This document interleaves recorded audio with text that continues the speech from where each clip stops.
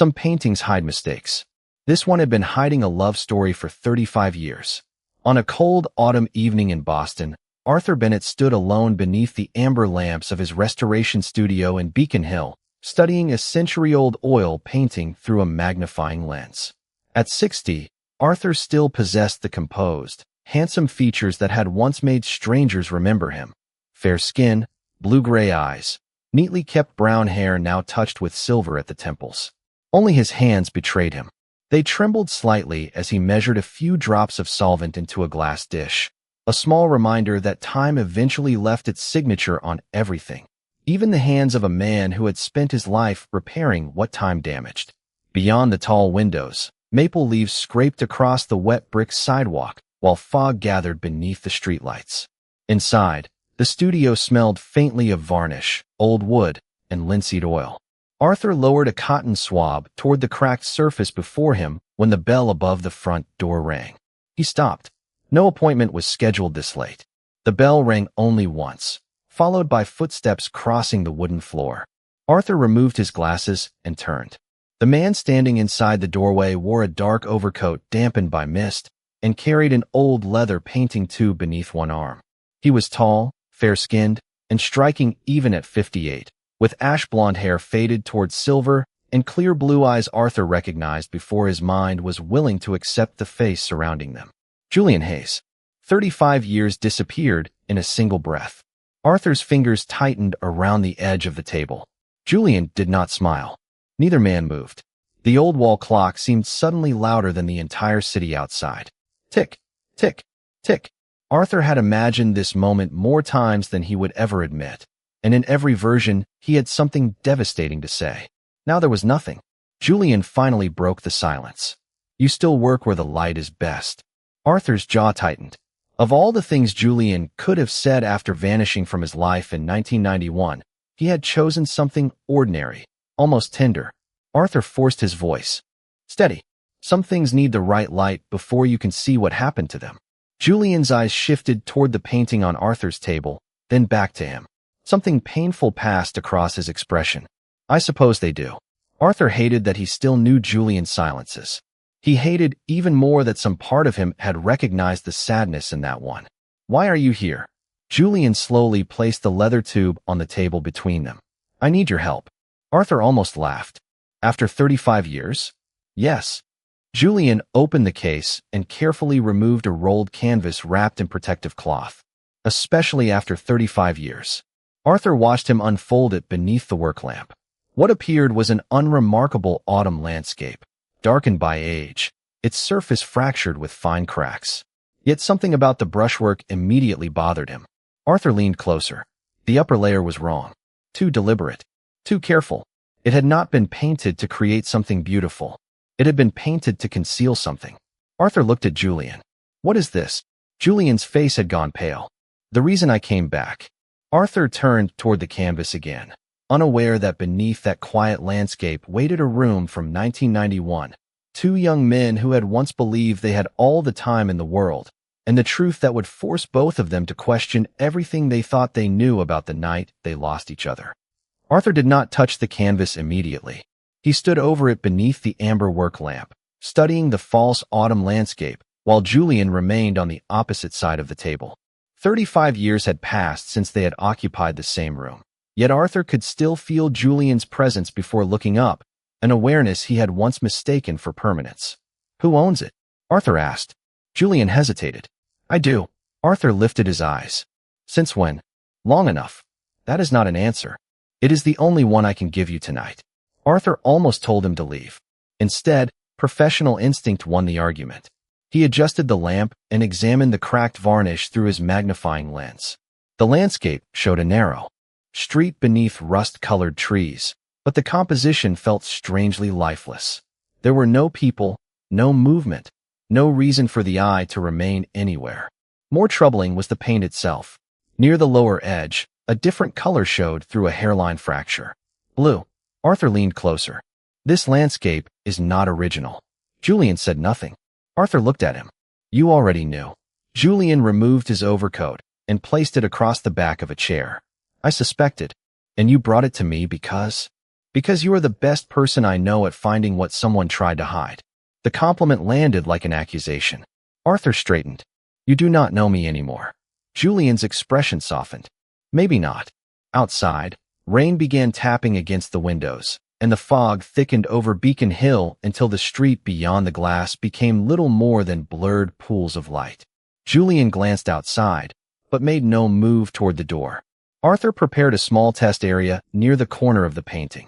If I find damage underneath, I stop. Fine. If the original layer is unstable, I stop. Fine. Arthur paused.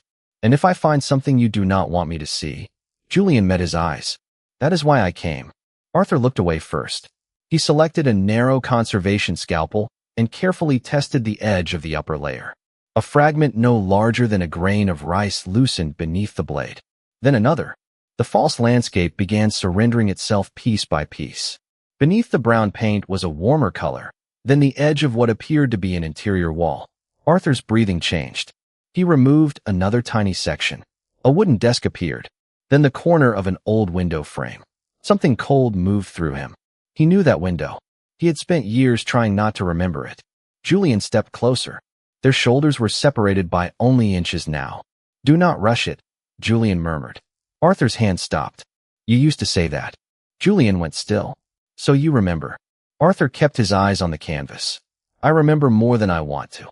He lifted another fragment. Beneath it emerged a streak of deep blue pigment. For an instant, Arthur was 25 again, standing in a cramped student room near Harvard while a laughing 23-year-old Julian held a paintbrush stained the exact same blue. The memory vanished almost as quickly as it came. Arthur set down the scalpel. Julian watched him carefully. What did you remember? Nothing. Julian gave the faintest, saddest smile. You were always terrible at lying. Arthur finally looked at him. Only with you. Neither man moved. The clock ticked behind them. Then Arthur returned to the canvas and removed one more fragment. Beneath the false landscape, the unmistakable outline of a young man's shoulder appeared, followed by several strands of ash-blonde hair. Julian's face lost its color. Arthur stared at the hidden figure, then slowly turned toward the older man beside him. Julian, he whispered, someone painted you out. Arthur kept his eyes on the young figure buried beneath the false landscape. The ash-blonde hair, the angle of the shoulders, even the familiar blue shirt belonged to a version of Julian he had spent 35 years trying to forget. Who painted over this? Arthur asked. Julian stared at the image. I thought you did. Arthur turned sharply. I never saw this painting after you left. And I never saw it again after that morning. The old clock filled the silence between them. Arthur returned to his work, but his hands were no longer steady. He changed tools, applied a small amount of solvent, and began loosening another section of overpaint. Brown trees disappeared. A gray sky vanished. Beneath them emerged a narrow bed, shelves crowded with books, coffee cups, paint tubes, and the unmistakable window of the student room near Harvard where Arthur had spent countless evenings in 1991. He stopped breathing for a moment. You remember it, Julian said. Of course I remember it. Arthur removed another layer. The hidden scene widened. There was young Arthur at 25, fair-skinned and handsome, with thick brown hair falling across his forehead as he sat before an easel, completely absorbed in painting. Behind him stood Julian at 23, tall and fair-skinned, his ash-blonde hair catching the warm light. But the painted Julian was not looking at the artwork. He was looking at Arthur with an expression so open and tender that present-day Arthur had to step away. Julian moved toward him instinctively. Arthur, do not. Julian stopped. Arthur stared at their younger selves. You looked at me like that. Julian's voice was quiet. You knew I did. Did I? You knew everything I was too afraid to say. Arthur looked at the painted room again, and memory returned in fragments. Blue paint on Julian's fingers. Cheap coffee after midnight. Rain against the glass. Julian sitting on the floor while Arthur talked about galleries he dreamed of seeing his work in someday. Arthur had believed those nights were gone forever, yet here they were, preserved beneath someone else's lie. He moved closer to the painting and noticed two initials scratched into the pigment near the painted desk. A and J. His chest tightened. Then another detail caught his attention. A white envelope rested beside young Arthur's brushes. For words were painted across its front. For Arthur. After midnight. Arthur leaned closer. What is that? Julian's face changed. My letter. Arthur looked at him. What letter? The one I gave you. You never gave me a letter. Julian stared at him. I put it in your hand. Arthur shook his head. No. The only thing you left me was a goodbye note. Julian's expression hardened with confusion. I never wrote you a goodbye note. Arthur felt the room grow strangely cold. I read it, Julian. Then you read something written by someone else. Arthur wanted to reject the words, but beneath the anger something more frightening had begun to form. He looked again at the envelope painted on the desk, then at the young Julian, watching young Arthur with unmistakable love. 35 years of certainty suddenly felt less solid than the brittle paint scattered across the table. Arthur reached for the scalpel again. Then we keep going. Julian stepped beside him. Until what? Arthur placed the blade beneath the next false layer. Until this painting tells me which one of us has been living with a lie. Arthur worked in silence for nearly 20 minutes, removing the false landscape in sections no larger than a postage stamp. Julian remained beside the table, close enough to watch but careful not to interfere.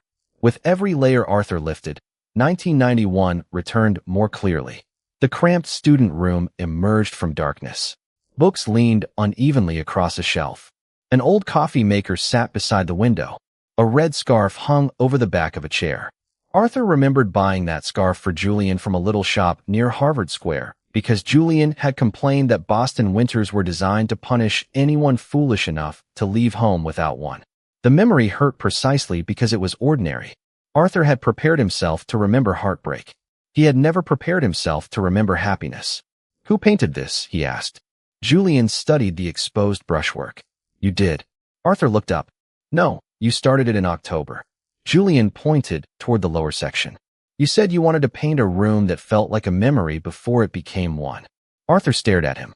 The sentence sounded like something his younger self would have said, dramatic and certain that every thought deserved to become art. I never finished it. No, Julian replied. You did not. Arthur returned to the surface.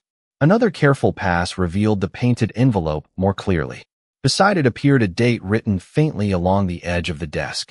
October 19th, 1991. Arthur's chest tightened. That was the night before you left. Julian nodded. The night I asked you to meet me at midnight. Arthur set down his tool. Stop saying that. Why? Because I remember the note. Then tell me what it said. Arthur opened his mouth. The answer should have been immediate.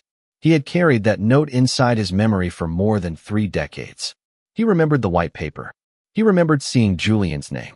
He remembered sitting alone until morning while humiliation turned into anger. Yet when he tried to summon the exact sentences, they slipped away. It said you were leaving. Arthur finally answered. What else? That there was no future for us. What else? Arthur's frustration rose. What difference does the wording make? Because my letter said. The opposite. Arthur looked at him. Julian's voice softened. I told you my father knew about us. I told you I was frightened. And I asked you to meet me because I had decided I would rather face whatever came next with you than disappear without trying. Arthur shook his head. That is not what I read. I believe you. The gentleness in Julian's answer unsettled him more than an argument would have. Arthur turned away and walked toward an old wooden cabinet at the back of the studio. He stood there without opening it. Julian watched him. What is in there? Arthur did not answer. His hand rested on the lowest drawer. For 35 years, he had kept one envelope beneath exhibition programs, old photographs, and receipts he had no reason to save. He had told himself he kept it as proof that trusting Julian had been a mistake. Now, for the first time, he was afraid to see it. Arthur unlocked the drawer and removed the yellowed envelope. Julian stepped closer. Arthur placed it beneath the lamp. His own name was written across the front. Julian stared at the handwriting. The color slowly left his face. Arthur noticed. What? Julian did not touch the paper. Arthur, that is not my handwriting. The clock ticked once into the silence. Arthur looked down at the envelope he had hated for 35 years. Then Julian whispered, Someone wanted you to believe I left you. Arthur stared at the envelope as if it had become more dangerous simply because Julian no longer recognized it. His first instinct was to defend the past, because the past, however painful, had at least been certain. You expect me to believe someone forged this? Arthur asked. Julian did not reach for the letter. I expect you to remember me well enough to know how I wrote your name. Arthur hated that he did. Julian had always formed the capital A with an exaggerated upward stroke, something Arthur once teased him about. The letter on the envelope had no such flourish. Arthur opened it with trembling fingers and unfolded the page he had avoided reading for years. The sentences were brief, almost cruel in their efficiency. They said Julian was leaving Boston, that what existed between them had been a mistake, and that Arthur should not follow him. Arthur felt the old humiliation rise again, but now another feeling moved beneath it. Doubt. Julian read the page from where he stood and slowly shook his head. Those are not my words. Arthur's voice hardened. I woke up and you were gone. Because my father came for me before sunrise. You had a suitcase. Yes. You got into his car. Yes. Arthur stepped away from the table. And you never looked back. Julian's eyes reddened. Because he told me you did not want me to. The anger in Arthur's face faltered. Julian continued before courage could leave him. He came to the room before dawn. He knew about us. He knew about your exhibition. He told me you had finally understood what being with me could cost you. Arthur shook his head. I never said that. I know that now. Julian's voice grew quieter. But I was 23, Arthur. My father had spent my entire life teaching me that his version of reality was the only one that mattered. Arthur looked toward the hidden painting. Then why did you not come back? Julian gave a small, wounded laugh. I did. Arthur froze. 3 weeks later. Julian looked toward the studio window. I stood across the street for almost an hour. I was here. I know. Then why did you not come inside? Julian's expression changed. For the first time that night, something resembling old jealousy surfaced beneath the grief. Because you were not alone. Arthur stared at him. Who was with me? A man. What man? I never knew his name. Julian swallowed. He was standing close to you. His hand was on your shoulder. You were crying, and he was comforting you. Arthur searched his memory and found only fragments. Exhaustion, an unfinished canvas, someone speaking softly near the window. No face. I do not remember him. I remembered him for 35 years. Julian's answer carried no accusation, only weariness. Arthur turned back to the painting, suddenly desperate for something more reliable than memory. He resumed removing the false layer near the lower corner. A dark shape appeared behind the painted version of young Arthur. Another shoulder. Another figure. Julian stepped closer. That is him.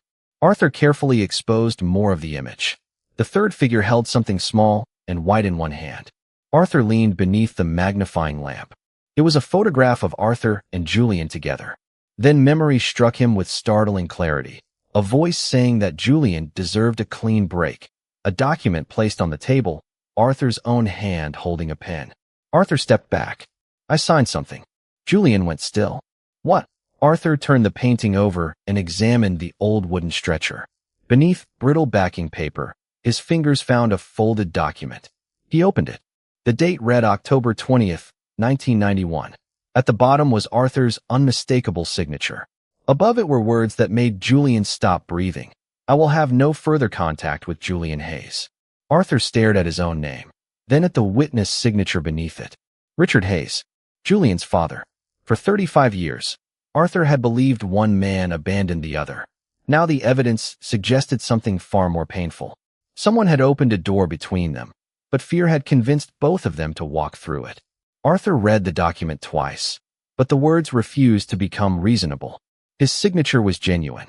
Richard Hayes had witnessed it. That much was undeniable. Yet Arthur remembered almost nothing about signing it. He told me you had already chosen to leave, Arthur said quietly. Julian stared at the paper. And he told me you had chosen your career. Arthur looked up. So he gave each of us exactly the lie we were most afraid to hear. Julian's expression tightened. He knew us well enough.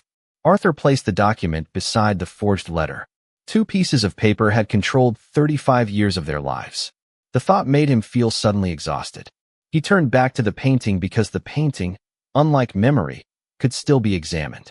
Near the lower corner, beneath several layers of dark pigment, he noticed an irregular ridge. Arthur adjusted the lamp and applied a small amount of solvent. The paint softened. A narrow groove appeared underneath. There is something in the wood.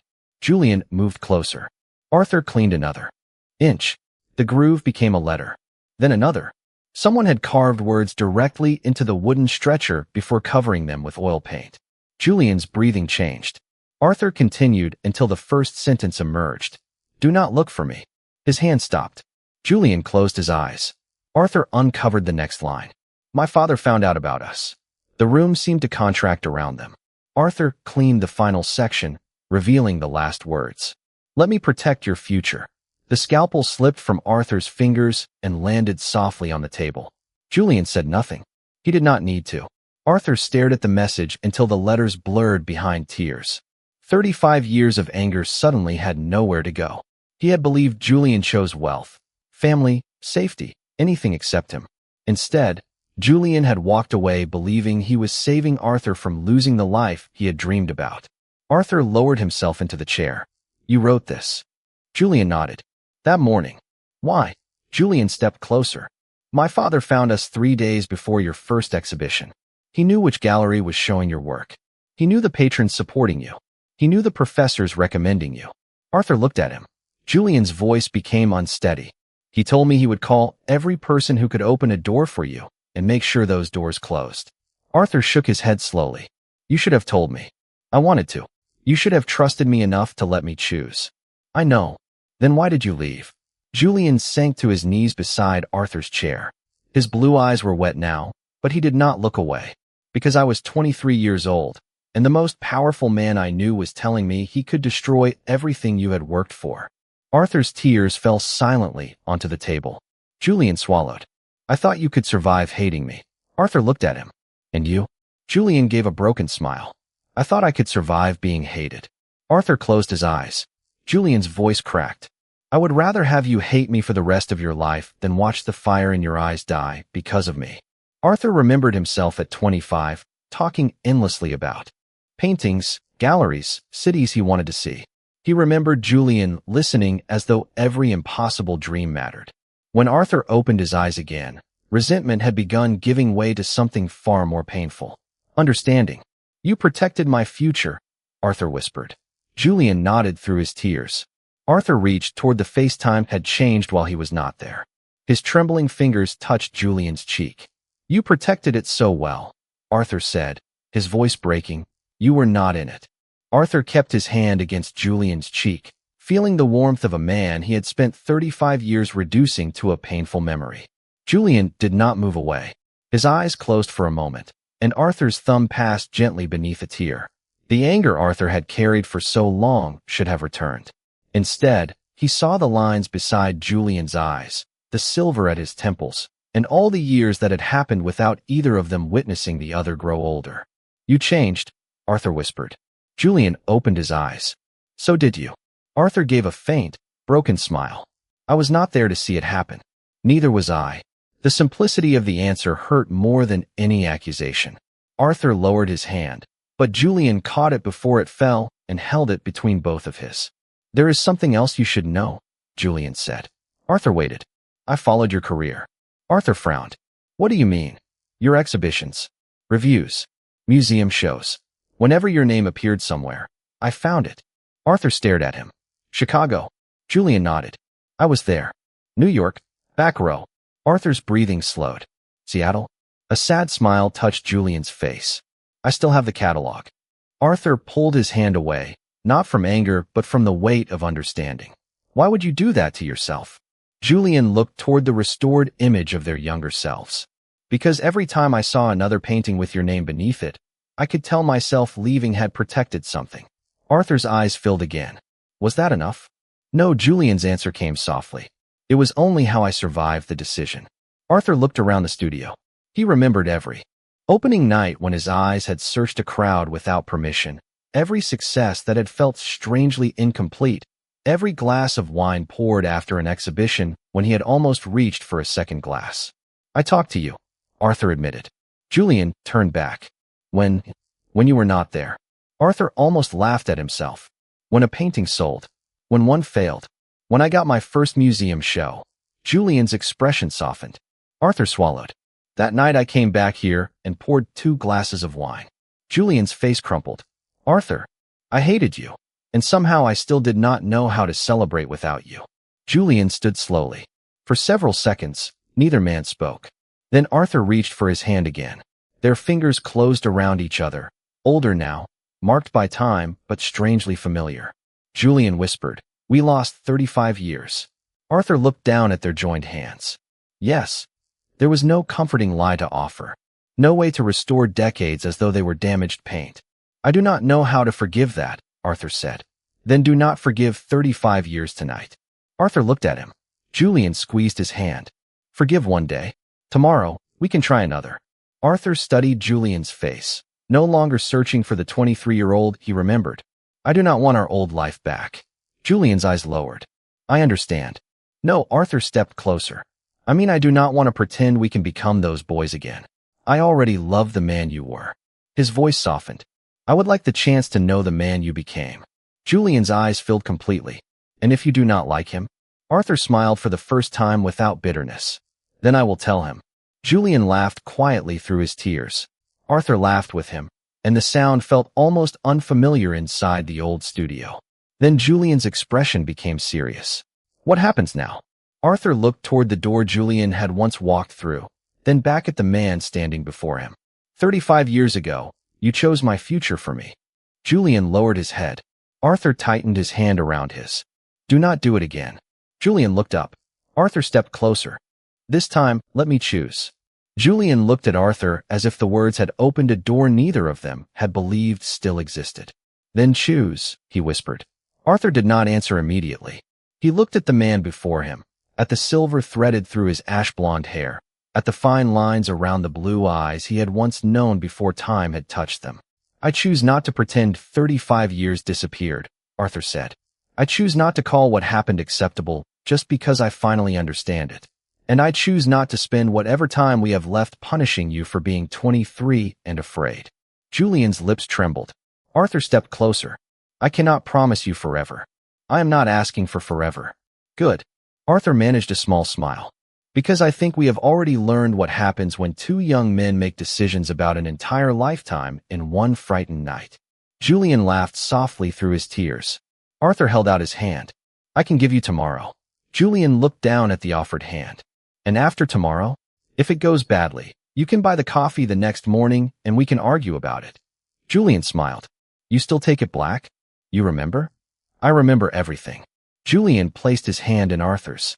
Their fingers closed slowly, without urgency. Arthur felt no miracle, no sudden return to youth. What he felt was simpler and more valuable. Julian was here. Warm, breathing, real. Arthur drew him closer. The embrace came carefully at first, as though both men were learning a language they had once spoken fluently. Then Julian rested his face against Arthur's shoulder, and Arthur's arms tightened around him. Neither promised never to leave. Neither spoke about destiny. They simply held on. The old clock continued ticking behind them, but for the first time that night Arthur did not hear it as an accusation. When they finally stepped apart, their hands remained joined. Arthur turned toward the painting. The restored image of their younger selves glowed beneath the amber lamp, but thin cracks still crossed the surface. Julian studied them. "Can you remove those?" "Most of them." "Will you?" Arthur shook his head. "No." Julian looked surprised. Arthur moved closer to the painting. "People think restoration means making something look untouched. It does not. If you erase every mark of what happened, you erase part of its history. So you leave the damage? You stabilize it. You keep it from spreading. You preserve what survived." Julian looked at Arthur rather than the painting. "Are we still talking about art?" Arthur smiled faintly. "I am 60 years old. I am allowed to make obvious metaphors." Julian laughed, and this time Arthur joined him without sadness. Arthur picked up a clean brush and examined the unfinished lower section. There are still a few details missing. Julian stepped beside him. "How long?" "Until morning, probably." Julian glanced toward the windows, where the darkness over Beacon Hill had begun softening toward gray. "Then I should let you work." He started to release Arthur's hand. Arthur tightened his grip. Julian stopped. Arthur looked at him. "Stay." The word hung between them, small enough to have been spoken 35 years earlier and powerful enough to change everything now. Julian's eyes filled again. "Are you sure?" Arthur nodded. "But no more standing in the corner watching me." He reached for a second brush and offered it to Julian. "Stand beside me." Julian accepted it. Shoulder to shoulder, they faced the old painting together. Arthur mixed a pale gold for the approaching dawn while Julian prepared a quiet blue for the Boston sky. Outside, the first morning light began gathering beyond the windows. Inside, two men who had spent half a lifetime preserving separate versions of the past finally began finishing the same picture. By the time dawn reached the windows, Arthur and Julian had stopped speaking about the years they had lost. There was nothing left to prove. The forged letter rested beside the old document on the work table, powerless now that the truth had finally outlived it.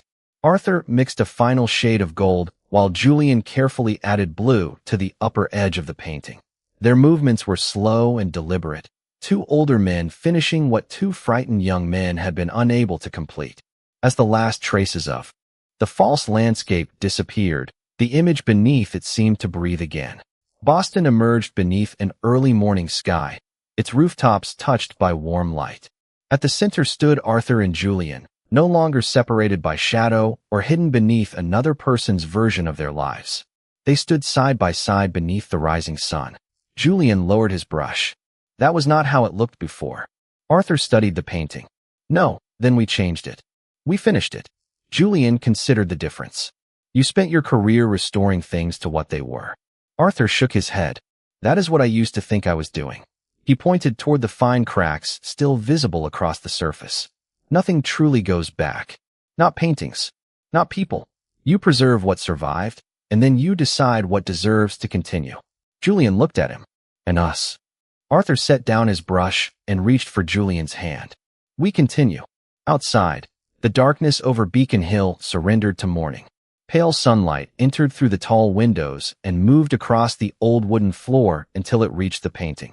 The painted sunrise and the Real Boston dawn seemed to meet in the same golden light. Julian smiled through tears. You always did choose the best light. Arthur looked at him.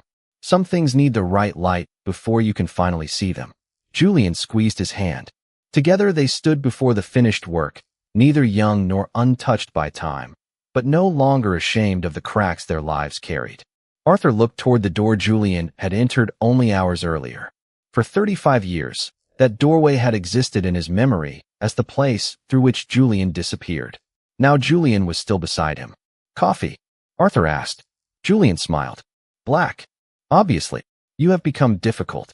I was always difficult. Julian laughed, and Arthur realized how much he had missed that sound.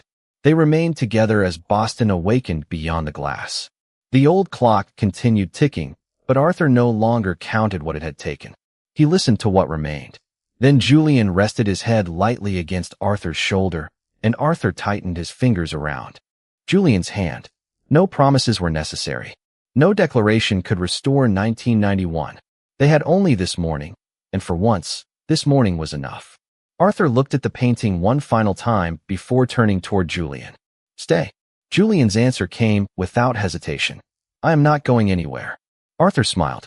The view of the warm studio gradually disappeared behind the pale morning fog, leaving only one glowing window above the quiet Beacon Hill street.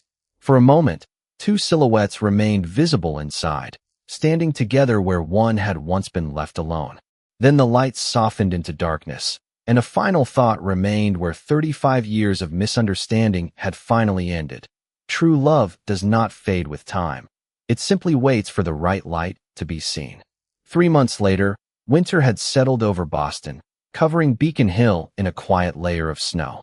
Inside a small gallery several blocks from Arthur's studio, visitors gathered around the restored painting that had once carried 35 years of silence beneath a false landscape. Arthur had deliberately left several fine cracks visible across its surface. They were no longer flaws to be hidden. They were evidence that something could be damaged, changed, and still remain worthy of being seen. Near the center of the room, Arthur stood in a charcoal suit, his brown hair silver at the temples, while Julian watched from several feet away. Julian wore the same dark overcoat he had worn the night he returned, but everything about him seemed different now. There was no leather tube beneath his arm, no secret waiting between them, and no reason to disappear before morning. An older woman beside Arthur studied the painting carefully. Who are the two men? She asked. Arthur followed her gaze. In the restored image, two young men stood beneath a Boston sunrise, their fair faces untouched by age, their futures still unwritten. Arthur looked across the gallery at Julian. "We were," he said. Julian heard him. His expression softened, but Arthur suddenly realized the answer was incomplete. "Actually," Arthur added, "we are." Julian's eyes filled. Arthur crossed the room and took his hand openly. No one around them reacted with anything more than a passing glance, and that ordinary acceptance moved Arthur more deeply than applause ever had. 35 years earlier, they had believed being seen could destroy everything. Now they were simply two men holding hands beside a painting. Later that evening, after the gallery closed, they returned to the restoration studio. Julian placed 2 cups of coffee on the familiar work table. Arthur tasted his and frowned. Too much sugar. Julian removed his coat. "You have complained about my coffee since 1991, and you have had 35 years to improve it. Technically, I was not making your coffee for most of those years." Arthur tried to remain serious, but Julian's smile defeated him. Their laughter filled the room with the easy warmth of something neither man had expected to recover. In the corner stood a blank canvas Arthur had recently purchased. Julian noticed it. "What are you going to paint?"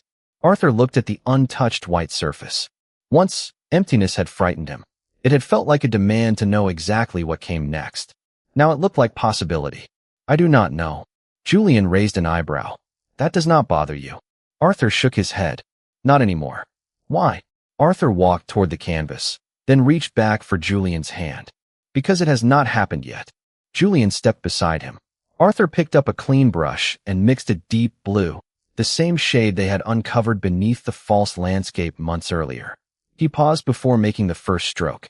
"Stay." Julian tightened his fingers around Arthur's hand. "I am staying." Arthur touched the brush to the white surface. A single blue line appeared. Outside, snow drifted past the glowing windows while the old clock continued measuring the night. Arthur listened to its steady rhythm and smiled. Time had not returned what it had taken from them. It had done something quieter. It had left them enough to begin creating what came next. Arthur expected the first blue stroke to feel like a beginning, but what surprised him was how ordinary the next few weeks became. Julian started arriving at the studio before sunset, sometimes carrying coffee, sometimes dinner from a small restaurant nearby, and sometimes nothing at all. Arthur discovered that ordinary life had its own kind of courage. They learned each other again through details too small to belong in any grand love story. Julian still read the newspaper from the back section forward. Arthur still forgot to eat when he became absorbed in a painting. Julian had developed a habit of humming quietly when he was nervous. Arthur now needed reading glasses and constantly misplaced them, usually while they were resting on top of his head. One snowy Thursday evening, Julian found him searching through 3 drawers before calmly pointing upward. Arthur touched the glasses and sighed. "You could have told me 5 minutes ago." Julian smiled. "I was enjoying the investigation." Arthur tried not to laugh and failed. These moments unsettled him in ways the dramatic reunion had not. They revealed how much of love was never contained in declarations. It lived in remembered coffee orders, shared silence, and knowing where someone had misplaced his glasses. Yet there were difficult moments too. One evening Julian arrived 20 minutes later than expected without calling. Arthur heard the bell above the door and felt an old panic rise before he could stop it. Julian entered carrying groceries and immediately noticed Arthur's expression. "What happened?" Arthur almost said nothing. That was what the younger version of him would have done. Instead, he answered honestly. "For a few minutes, I thought you had left again." Julian set the grocery bag down. He did not laugh or tell Arthur the fear was unreasonable. "I should have called." Arthur shook his head. "And I should not turn 20 minutes into 35 years. Julian approached slowly. "We are going to do that sometimes." "Do what?" "Confuse yesterday with today." Arthur considered the words. Julian held out his hand. "Then we remind each other where we are." Arthur took it. "And where are we?" Julian looked around the warm studio, then toward the unfinished new painting. "Here." The answer was enough. Later, they stood together before the blank canvas that was no longer blank. Arthur had added the suggestion of a Boston skyline beneath the blue, but he had deliberately left the center unfinished. Julian studied it. "You know what belongs there?" "I have an idea." "That sounds suspiciously confident." Arthur handed him a brush. Julian stared at it. "Again, you survived the first time. Your standards are declining." Arthur smiled. "Or improving." Julian moved beside him. and together they began adding pale gold along the horizon. Their shoulders touched. Neither stepped away. Outside, snow softened the brick sidewalks of Beacon Hill. Inside, the old clock marked another evening they had chosen to spend together. Arthur glanced at Julian and realized something had changed without announcement. He was no longer measuring their relationship against the years they had lost. He was beginning to measure it in dinners, conversations, late arrivals, shared brushes, and mornings still waiting to happen. Julian caught him staring. What? Arthur shook his head. Nothing. Julian raised an eyebrow. Arthur smiled. I was just thinking that I finally understand what restoration cannot do. What is that? Arthur looked at the unfinished painting, then at Julian. It cannot give you back the original. He squeezed Julian's hand. Sometimes it gives you the courage to make something new. By late February, the new painting had become part of their routine, though neither Arthur nor Julian seemed interested in finishing it quickly. Perhaps that was the point. At 25, Arthur had rushed toward every destination as though arriving were the only proof that a life mattered. At 60, he had begun to understand the value of leaving something unfinished until tomorrow. One Saturday morning, sunlight poured through the tall Beacon Hill windows and stretched across the studio floor. Julian stood near the easel with 2 cups of coffee while Arthur examined the growing image. The Boston skyline now rose beneath a pale blue sky, and a warm band of gold rested along the horizon. At the center were 2 unfinished figures standing beside each other. Julian handed Arthur his coffee. No sugar. Arthur tasted it and looked genuinely surprised. You finally learned. Only. Took 35 years. The joke landed softly between them. Months earlier, those words would have filled the room with grief. Now Arthur smiled. Some students require patience. Julian looked toward the painting. Are those supposed to be us? Arthur pretended to study the figures. One of them is much more difficult than the other. Then they are definitely us. Arthur laughed. Julian moved closer to the canvas, but his expression gradually became thoughtful.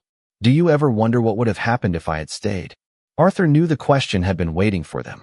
Yes. Do you think we would have made it? Arthur considered giving the comforting answer. Instead, he gave the honest one. I do not know. Julian looked at him. Arthur continued. We were young. We were frightened. We thought love meant knowing what was best for each other without asking.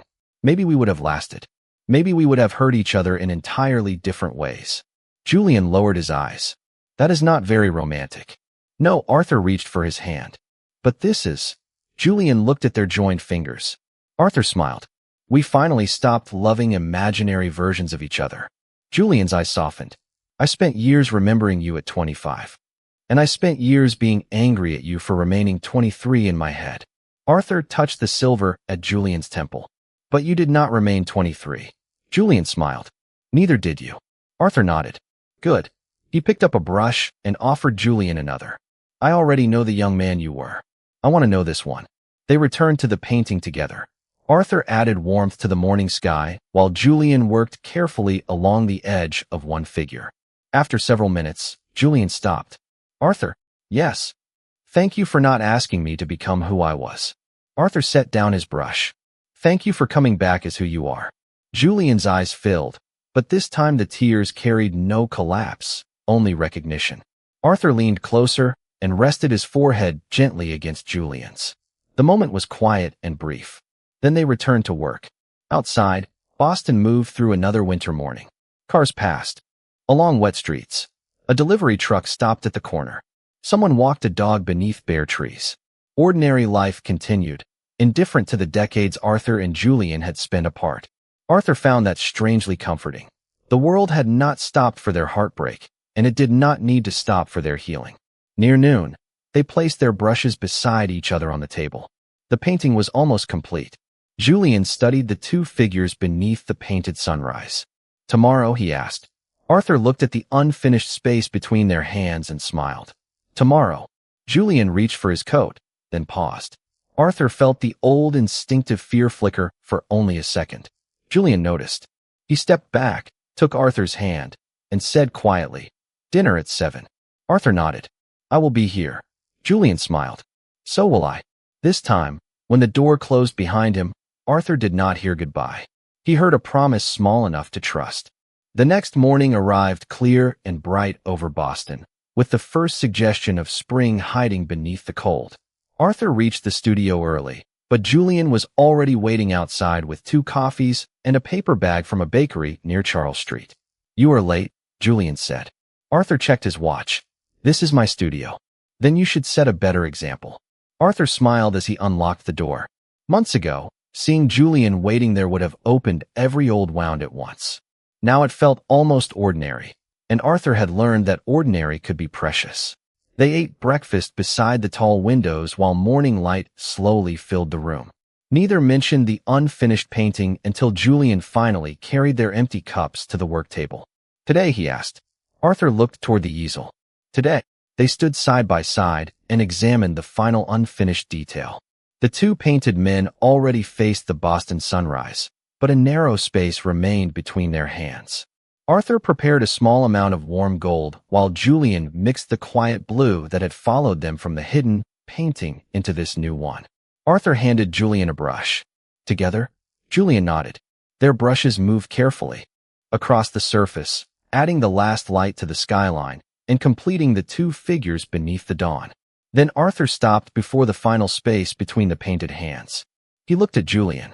"You do it." Julian shook his head. "No, we do it." Arthur smiled. Together they completed the final strokes until the painted hands met. Neither man spoke for several seconds. The finished image showed 2 older men standing beside each other beneath the first light over Boston. They were not the beautiful young men frozen in 1991. Their hair carried silver. Their faces carried time. Yet they stood openly together, looking toward a morning neither of them had tried to predict. Julian lowered his brush. "It is strange." "What is?" "For years, whenever I imagined us together, we were still young." Arthur studied the painting. "So did I." He reached for Julian's hand. Maybe that was another way of refusing to let time move. Julian intertwined their fingers. Outside, sunlight spread across Beacon Hill, catching the mist between the brick buildings and turning it pale gold. Arthur switched off the work lamp. They did not need it anymore. Natural light filled the studio and illuminated the completed painting. Julian looked at Arthur. "What happens tomorrow?" Arthur smiled. "You are asking the wrong man. I only know what happens today." "And what happens today?" Arthur lifted their joined hands. "Breakfast was terrible." Julian laughed. "You ate everything." "I was being polite." "For 60 years?" "I am learning." Their laughter softened into silence. Arthur looked at Julian, at the face he had once known without age and now preferred with every line intact. He understood at last that healing had not returned what they lost. It had simply ended the demand that the past become different. Arthur leaned his head gently against Julian's. Outside, the city continued waking.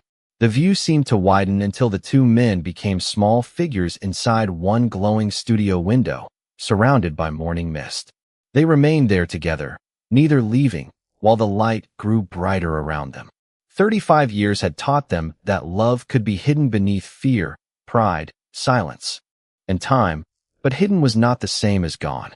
The warm window slowly disappeared into the brightness of the Boston morning, leaving behind the truth they had finally learned to see. True love does not fade with time.